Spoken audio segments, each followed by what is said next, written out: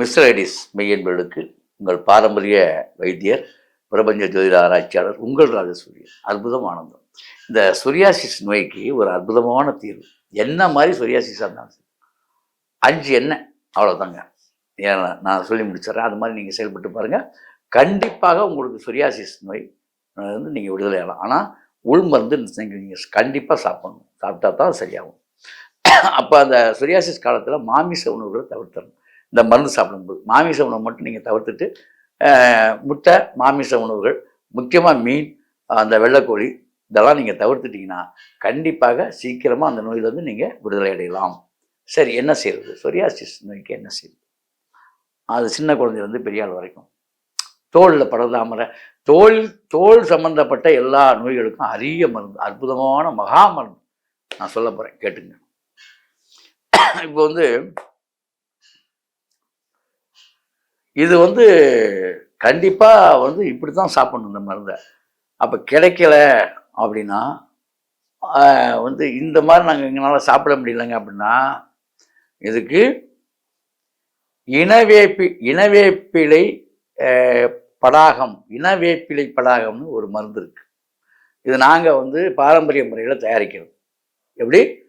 இனவேப்பிலை படாகம் அப்படின்னு அதுக்கு பேர். அந்த இனவேப்பிலை படாகங்கிற அந்த மருந்தை இது மாதிரி செஞ்சு சாப்பிட முடியாதவங்க எங்கள்கிட்ட வாங்கிக்கலாம். ஏன்னா என்னுடைய நம்பருக்கு நீங்கள் ஃபோன் பண்ணி வாங்கிக்கலாம், தப்பில்லை. சரி, விஷயத்துக்கு வந்துடுறேன். என்ன செய்யணும் அப்படின்னா, எனக்கு பழுதாமரம் மாதிரி இருக்குது, கருப்பு கருப்பாக இருக்குது, கால் புறம் சொரியாக புதுச்சு, அரிப்பு இருக்குது, என்னென்னமோ இருக்குது. இந்த தோல் சம்பந்தமாக என்ன நோய் வந்தாலும் சரிதான். இல்லை அந்த நான் சொல்கிறது தான் வெண்தேமலை தவிர வெண்குஷ்டம் இருக்குல்ல, அதை தவிர மற்ற எல்லாத்துக்கும் இது ஓகே தான். வெண்குஷ்டத்துக்கு அது தனி மருந்து, அது வேற. மற்றபடி உடம்புல செல்ஸ் இதெல்லாம் வர்றது சொரியாசிஸில் இந்த சொரியாசிஸை மீறி செயல்படுறது 2 விஷயம். கருந்தேமல், வெண்தேமல். தேமல் என்பது அது வேறு. ஆக இது வேறு, அது வேறு. அப்படி பார்க்கும் பொழுது இந்த மாதிரி விஷயங்கள் இருக்கும்போது இதில் வந்து ஆணித்தரமான ஒரு விஷயத்தை நம்ம பார்க்குறோம். என்ன தெரியுமா? இப்போ வந்து முக்கியமாக சொல்லிடுறேன், உள் மருந்து முதல்ல எடுக்கணும். என்ன எடுக்கணும்? கண்டிப்பாக நிலாவரை அல்லது வயிறு முதல் நாள் வந்து என்ன செய்யணும்? ஞாயிற்றுக்கிழமை எடுத்துங்க. ஒரு ஞாயிற்றுக்கிழமை அன்னைக்கு உப்பு கரைசல், அப்படி இல்லைன்னா நிலாவரை சூரணம், அப்படி இல்லைன்னா உங்களுக்கு வந்து விளக்கெண்ணெய், வாழைப்பழம், அதாவது பச்சை வாழைப்பழத்தில் விளக்கெண்ணெய் கலந்து சாப்பிடும். இந்த மாதிரி வயிற்றை முதல்ல சுத்தம் பண்ணிக்கணும் நீங்கள். அப்படி இல்லைன்னா உப்பு கரைசல் ஒரு 1/2 லிட்டரு தண்ணியில் ஒரு 10 ஸ்பூனு கல்லுப்பை நிறையா போட்டு வேக விட்டு அந்த தண்ணியை குடிச்சிங்கன்னா வயிற்றால ஓடி அந்த உடம்பு முதல்ல சுத்தம் பண்ணிக்கணும். அதுக்கப்புறம் ஒரு மகா மருந்து தினமும். என்ன மருந்து அப்படின்னா, இந்த மருந்தை நீங்கள் எடுக்கணும். காலையில் வெறும் வயிற்றில் அதை எடுக்கணும். அதாவது வேப்பிலை கொழுந்து எடுத்துக்கணும். வேப்பிலை கொழுந்து ஒரு பிடிச்சபடி, அதை பிடிச்சபடின்னா இவ்வளவுலாம் இல்லை, ஒரு கையில் ஓரளவுக்கு ஒரு மிஞ்சி போனால் ஒரு 10 கிராம்லேருந்து 5 கிராம் வரைக்கும் வேப்பிலை கொழுந்து இருக்கணும், கண்டிப்பாக இருக்கணும். அது இதில் வந்து மிளகு வந்து ஒரு கிட்டத்தட்ட 1 ஸ்பூன் மிளகு, ஒரே ஸ்பூன் தான். அதில் 1 ஸ்பூன் சீரகம், வேப்பிலை கொழுந்து, 1 ஸ்பூன் மிளகு, 1 ஸ்பூன் சீரகம், அதில் துளசி அதே மாதிரி ஒரு 15 கிராம் துளசி. இந்த 3ஐயும் நல்லா அரைச்சிடணும். நல்லா அரைச்சிட்டு அப்படியே உருண்டையா உருட்டி இதை வந்து அப்படியே மோர் இருக்கு பார்த்தீங்களா, நீர் மோரில் காலையில் சாப்பிட்றது. இதை மோரில் தான் சாப்பிடணும். மோரில் காலையில் சாப்பிடணும். மதியம் 12 மணிக்கு ஒருக்கா இதே மாதிரி சாப்பிடணும். சாப்பிட்டுட்டு இதில் வந்து முழுக்க என்ன செய்யணும்னா, ஓமம் இருக்குது பார்த்தீங்களா, ஓமத்தை வெந்நீர் காய்ச்சி தான் குளிக்கணும். குளிக்கிற தண்ணியில் ஒரு 5 ஸ்பூன் ஓமமும், பச்சை கற்பூரம் இருக்குல்ல, பச்சை கற்பூரம் வந்து ஒரு கட்டி கிட்டத்தட்ட ஒரு 10 கிராம் அளவுக்கு, 5 கிராமில் 10 கிராம் அளவுக்கு கட்டி அதில் போட்டுருணும். இதில் குளிக்கிற தண்ணியில் போடணுங்க.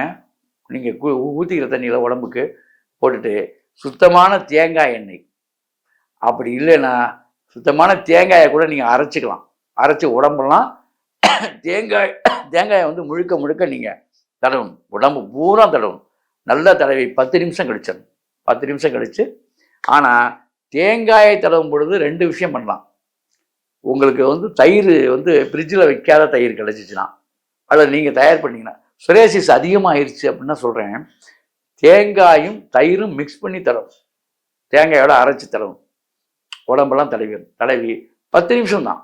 அதுக்கப்புறம் நீங்கள் வந்து பாசிப்பருப்பு இருக்குது பார்த்தீங்களா, பாசிப்பருப்பு குளியல். சோப்பு யூஸ் பண்ணக்கூடாது. ரொம்ப நாள் ஒரு 15 நாளைக்கு மட்டும் நான் சொன்ன மாதிரி பாசிப்பருப்பு குளியல், பாசிப்பருப்பு அரைச்சி அதில் குளிக்கிறது, இதை மட்டும் நீங்கள் சேர்க்கா பாசிப்பருப்பு இந்த மாதிரி இது தேங்காய் எண்ணெயும் அல்லது தேங்காய் எண்ணெய் சுத்தமான எண்ணெய் கிடைக்கலன்னா தேங்காயும் தயிரும் கலந்து அரைச்சி உடம்புல பூசி குடிக்கிறது. நல்லா அதுவும் கமகமானு தான் இருக்கும். ஒன்றும் கெட்ட வாடையெல்லாம் ஒன்றும் அடிக்காது. அது வேணுங்கிறவங்க அப்புறமேல நீங்கள் இந்த இதெல்லாம் வாங்கிக்கோங்க. உங்களுக்கு வந்து வாசனை திரவியங்கள்லாம் போட்டுங்க, தப்பு இல்லை. வாசனை திரவியம்லாம் உடம்புல அடிக்கிற செட்டெல்லாம் போட்டுறாதீங்க. காதி வஸ்திராலயம் போங்க, அங்கே வந்து நம்மளுக்கு நிறைய சந்தனப்பொடி அது மாதிரி நிறையா இருக்குது. அந்த மாதிரி எதாவது எடுத்து பூசிக்கிங்க வாசம் வேணும்னா. கொஞ்ச நாளைக்கு ஒரு 15 நாளைக்கு அட்ஜஸ்ட் பண்ணிங்க. இது மாதிரி இதில் இன்னொரு விஷயம் இருக்குது. ஐயா எனக்கு தயிர் எல்லாம் போட்டுதுன்னா, எனக்கு தயிர்னா அலர்ஜியா, தேங்காய் குழ குழன்னு தேய்க்க முடியாது அப்படின்னா ஒன்றுமே செய்ய வேண்டாம். அற்புதமான விஷயத்தன்னு சொல்கிறேன். துளசி நிறையா பிடுங்குங்க. துளசி நிறையா பிடுங்க. கறிவேப்பிலை ஒரு பிடிச்சப்படி, துளசி ஒரு பிடிச்சப்படி, 2ஐயும் சேர்த்துங்க. மா இலை ஒரு பிடிச்சப்படி, 3ஐயும் மைய வச்சு அரைங்க. அப்படியே உடம்பு பூரா தேய்ச்சிடும். ஐயா குப்பைமேனி இலை போடலாமா? தாராளமாக கிடைச்சா குப்பைமேனி இலை சேர்த்துக்குங்க, தப்பே கிடையாது. இவ்வளவு தாங்க. அதே மாதிரி இன்னொரு விஷயத்தையும் சொல்கிறேன். காலையில் இந்த பொடி சாப்பிட்றீங்கள, குப்பைமேனி இலை நாட்டு மருந்து கடையில் கிடைக்கும். குப்பைமேனி பவுடர்னு கொடுப்பான். இந்த குப்பைமேனி பவுடரை காலையில் அந்த கஷாயம் உருண்டை சாப்பிட சொன்னல, இந்த குப்பைமேனி இலை ஒரு ஸ்பூன் போட்டு அந்த தண்ணியில் இதை சாப்பிட்டீங்கன்னா 10 நாள்லேயே மாற்றம் தெரியும். அவ்வளோதாங்க. இந்த சொரியாசிஸுக்கு இதை விட சிறந்த மருந்து உலகத்திலே எதுவுமே கிடையாது. ஆனால் கண்டிப்பாக பழைய நீங்கள் வந்து எப்பொழுதுமே புளிப்பான விஷயமும் உடலில் போய் தங்கக்கூடிய புளிப்பான விஷயம் தொற்றவே கூடாது. குடலில் போய் தங்குற, அதாவது இரவில் அந்த புரோட்டா இந்த மாதிரி விஷயங்கள் தொடக்கூடாது. கஞ்சிச்சோறு அந்த 15 நாளும் 48 நாள் மொத்தம் ஒரு 15 நாளாவது வெறும் கஞ்சிச்சோறு, அதாவது சீரகம் போட்ட கஞ்சிச்சோறு தான் நீங்கள் சாப்பிடணும். சீரகம் மிளகு போட்ட கஞ்சிச்சோறு நல்லா நிறைய சாப்பிடுங்க. ஆனால் எண்ணெய் இல்லாத ஐட்டமாக சாப்பிடணும். காய்கறி நிறைய சாப்பிடலாம், எண்ணெய் இல்லாமல் இருக்கணும். கிழங்கு ஐட்டங்களை அவாய்ட் பண்ணிடணும். கத்திரிக்காயை கண்டிப்பாக அவாய்ட் பண்ணணும். ஏன் அப்படின்னா கத்திரிக்காய் வந்து உங்கள்கிட்ட வந்து அதனால அரிக்காது, கொழுப்பை வந்து கம்மி பண்ணும். கொழுப்பு எனர்ஜி, கொழுப்பு உங்கள் உடம்புல இல்லைன்னா அரிப்பு ஏற்படும். நல்லா புரிஞ்சுங்க, அரிப்பு ஏற்பட இதுவும் ஒரு காரணம். நல்ல கொழுப்பு உடம்புல இல்லைனாலும் அழகு போயிருவீங்க. நீங்கள் வந்து மனுஷனா அழகாக இருக்குன்னா கொழுப்பு வேணும். கொழுப்பு இல்லைன்னா உழைப்புக்கு பஞ்சம் வந்து விடும். நீங்கள் அந்த ஒழுங்காக வீட்லேயும் உழைக்க முடியாது, நாட்டிலையும் உழைக்க முடியாது. கொழுப்பு அவனுக்கு கொழுப்படுத்த அலையிறான்டான்னு சொல்லுவாங்க தெரியுமா உங்களுக்கு. ஆக அதனால தான் சொல்கிறேன், உங்களுக்கு கொழுப்பு வேண்டும். அதுக்கு கத்திரிக்காய் கொழுப்பை கம்மி பண்ணும். ஆகவே இந்த ஆண்மையற்றவர்கள்லாம் வந்து கொஞ்ச நாளைக்கு கத்திரிக்காயை தள்ளி வைக்கணும். ஏன்னா கொழுப்பு கொஞ்சம் நெஞ்சம் இருக்கும், அதுவும் போயிடுச்சுன்னா ருசுகான்னு இருப்பீங்க. எப்படி கொஞ்சம் வத்தி போயிடுவீங்க. ஆக இந்த கத்திரிக்காய் என்பது யாருக்கு அப்படின்னா, ரொம்ப பூதமாட்டம் அந்த கொழுப்பு இருக்குது, இந்த கொழுப்பு இருக்குது, அதே மாதிரி கல்லீரலில் கொழுப்பு படிஞ்சிருச்சு அப்படின்னு சொல்லக்கூடியவர்களுக்கு இந்த கத்திரிக்காய் மிக பயனுள்ள வரப்பிரசாதம். ஆனால் உங்களுக்கு கிடையாது. அதனால தான் அவாய்ட் பண்ணணும். மற்றபடி நான் சொன்ன மாதிரி செய்யுங்க. ஆகவே சொரியாசிஸ் வந்து 15 நாள்லேயே கண்ட்ரோல் ஆயிரும். அது மட்டும் இல்லை, 48 நாள் சாப்பிட்டீங்கன்னா உடம்பு மிக தூய்மையாக மாறிடும். ஆகவே இப்படி செய்து அப்படி வாழுங்கள். அற்புதம், ஆனந்தம்.